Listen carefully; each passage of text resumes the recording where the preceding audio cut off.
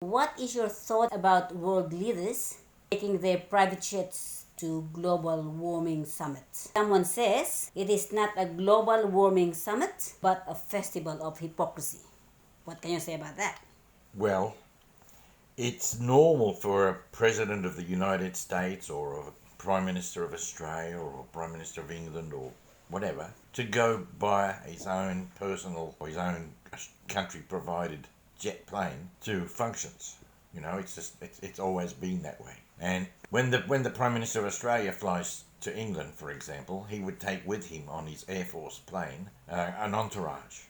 That would be people that are concerned with the visit. That he's, there's other politicians with responsibilities at that place he's visiting. It would be public servants who need to do most of the work. It would be members of the press.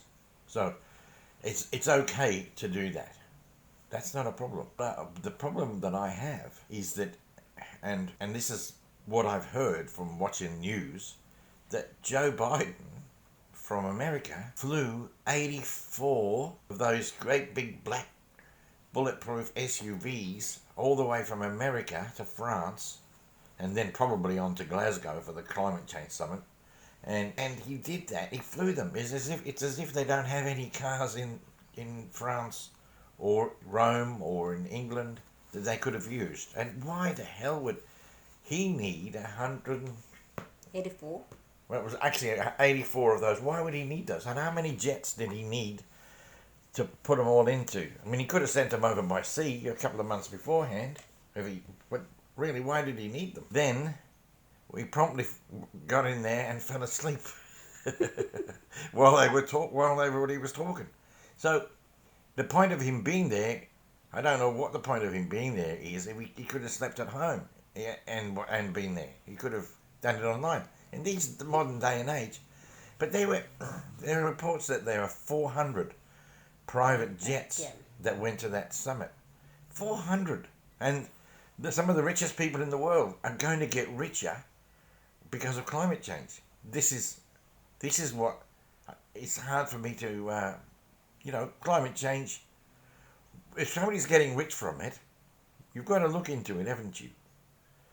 I mean, I look outside and it's raining now and it was sunny yesterday. The climate here is quite nice. So I don't know. Do we need 400 billionaires running around the world in private jets?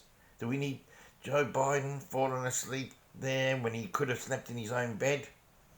Do we need Boris Johnson going on about all sorts of crap? Do we need our former Prime Minister Malcolm Turnbull calling our present Prime Minister a bloody liar? Or the French Prime Minister calling our Prime Minister a liar, when we know that he wasn't? When we know that the text messages that our Prime Minister, Scott Morrison, released show that the liar is not the Australian Prime Minister, but it could be somebody from France.